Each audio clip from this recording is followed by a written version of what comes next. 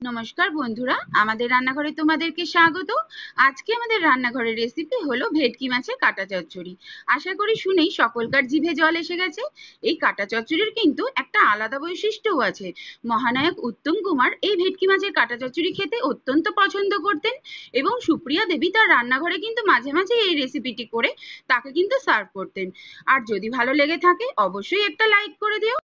আজকে তোমাদের ভেটকি মাছের কাটা চচ্চড়ি করে দেখাবো। তার জন্য দেখো এখানে ভেটকি মাছের কাটা, সঙ্গে মাথাও আছে। খুব ভালো করে আমি ধুয়ে নিয়েছি অনেকবার। তবুও যেহেতু এর মধ্যে একটু আষ্টে গন্ধ থাকে, তার জন্য একটু লবণ ভিনিগার দিয়ে একটু ভিজিয়ে রাখবো। লবণ দিয়ে দিচ্ছি, 1 চা চামচ মতন ভিনিগার দিয়ে দিলাম। কিছুটা জল দিয়ে দিচ্ছি গামলার মধ্যে। ভিনিগার দিয়ে ভিজিয়ে রাখলে, ভিনিগার আর লবণ দিয়ে এর মধ্যে যে একটা আষ্টে গন্ধ থাকে সেই গন্ধটা চলে যাবে। 30 মিনিট মতন আমি ভিজিয়ে রেখে দেবো। 30 মিনিট পর ফিরে আসলাম। জল ঝরিয়ে একটা থালায় তুলে নিচ্ছি। দেখো কতটা সাদা হয়ে গেছে, আষ্টে গন্ধটাও পুরো চলে গেছে। এর মধ্যে এবার লবণ আর হলুদ মাখিয়ে নেব। লবণ হলুদ খুব ভালোভাবে কাটার গায়ে ভালো করে মাখিয়ে নিতে হবে। কড়াইতে সর্ষের তেল গরম বসিয়ে দিয়েছি। তেলটা গরম হয়ে গেছে, এক এক করে কাটাগুলো দিয়ে দেব। এই সময় কিন্তু গ্যাসের স্টিমটা কমিয়ে নিতে হবে, কারণ ফেটে যেতে পারে। ঢাকা দিয়ে দিলাম। স্টিমটা বাড়িয়ে দিয়ে এপিট ওপিট করে লাল লাল করে ভেজে নেব। ঢাকাটা খুলে দিচ্ছি। এক পিঠ হয়ে গেছে, আর এক পিঠগুলো ঘুরিয়ে দেব। একটু লাল লাল করে ভেজে নিতে হবে। এই ভেটকি মাছের কাটা চচ্চড়ি আশা করি তোমাদেরও সকলেকার খুব প্রিয়, কারণ বাঙালি মানেই ভেটকি মাছের কাটা চচ্চড়ি সে খাবে না আর তার ভালো লাগবে না, এরকম কিন্তু আমার মনে হয় না। এই কাটা চচ্চড়িটা ছোট থেকে বড় সকলকারই কিন্তু খুব প্রিয়। আবার ঢেকে গ্যাসটা বাড়িয়ে দিলাম। কাটাগুলো কিন্তু লাল লাল করে দেখো ভেজে নিয়েছি। ঠিক এইভাবে লাল লাল করে সব কাটাগুলোই ভেজে নেব। এই সময় তুলে নিচ্ছি। আমি কাটা আর মাথা দুটোই মিলিয়ে নিয়েছিলাম। এক এক করে সবগুলো কিন্তু একই রকমভাবে ভেজে নেব। সব কটা ভেজে নিয়ে ফিরে আসছি। সব কটা কাটা ভেজে একটা পাত্রের মধ্যে তুলে নিয়েছি। ওই তেলের মধ্যেই 1/2 চা চামচ মতন সাদা জিরে আর দুটো তেজপাতা মাঝখান থেকে ছিঁড়ে একটু ফোড়ন দিয়ে দিলাম। দুটো বড় সাইজের পেঁয়াজ একদম ছোট ছোট করে কুচো করে রেখেছি, সেই পেঁয়াজটা দিয়ে দিলাম। পেঁয়াজটা একটু ভালো করে ভেজে নেব।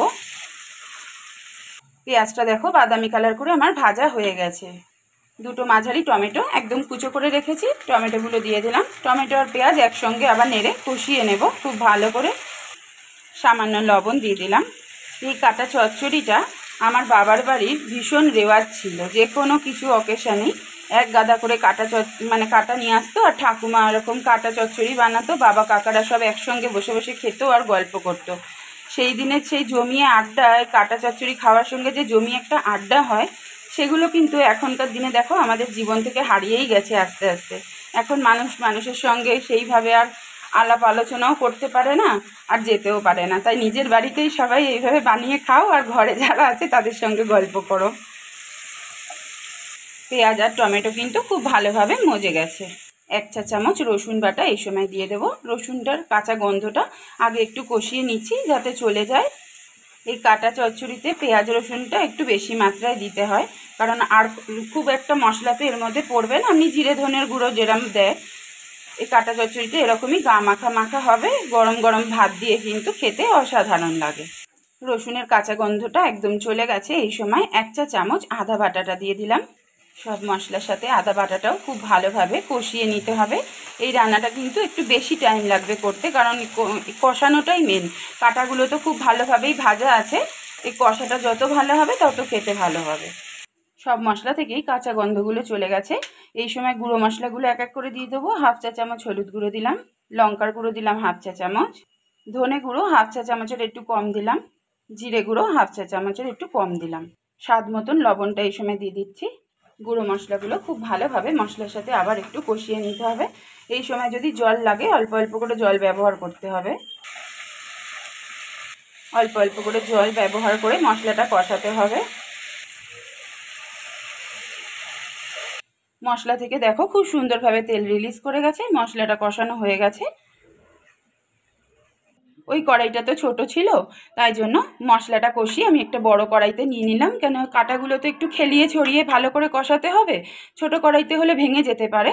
এক এক করে ভেজে রাখা কাঁটাগুলো সব দিয়ে দিচ্ছি মশলার মধ্যে। মশলাগুলো কাঁটার সাথে ভালো করে মিশিয়ে নিয়ে কিছুক্ষণ মতন একটু কষিয়ে নেব। খুব বেশি নাড়া যাবে না এই সময়, কারণ কাঁটা তো ভেটকি মাছের কাঁটা নরম হয়।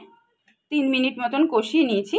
এই সময় আমি আলাদা পাত্রে একটা গরম জল করে রেখেছিলাম, যতটুকু গ্রেভি রাখবো তার আন্দাজে গরম জলটা দিয়ে দিচ্ছি। একটু ওপর নিচ করে আস্তে আস্তে নেড়ে দিতে হবে। এইটুকুই থাকবে জলের পরিমাণ, খুব বেশি জল এগুলোতে হয় না, এগুলো গা মাখা মাখা হয়। এবার 2-3 মিনিট মতন ফুটিয়ে নেব। 3 থেকে 4 মিনিট মতন লো টু মিডিয়াম ফ্লেমে কিন্তু গ্রেভির সাথে কাঁটাগুলো আমি ফুটিয়ে নিয়েছি। গরম মশলার গুঁড়ো দিয়ে দিচ্ছি। এই সময় একটু ওপর নিচ করে মিশিয়ে দেব। এর থেকে আর বেশি গ্রেভি আমি শোকাচ্ছি না, এরকমই রাখছি। তোমাদের যদি মনে হয় যে আরেকটু শুকিয়ে নেবে, শুকিয়ে নিতে পারো। আমার ভেটকি মাছের কাঁটা চচ্চড়ি কিন্তু রেডি। আজ এই পর্যন্তই, অন্যদিন আবার দেখা হবে অন্য কোনো ভিডিও নিয়ে। আজকের রেসিপিটা তোমাদের ভালো লেগে থাকলে অবশ্যই লাইক কমেন্ট শেয়ার করে দিও বন্ধুরা। আর অবশ্যই কিন্তু এই ভেটকি মাছের কাঁটা চচ্চড়িটা আমার মতন করে একবার বাড়িতে ট্রাই করো। আশা করি তোমাদের ভালো লাগবে। আজ তাহলে আসি, খুব শিগগিরই দেখা হবে আবার অন্য ভিডিওর সঙ্গে।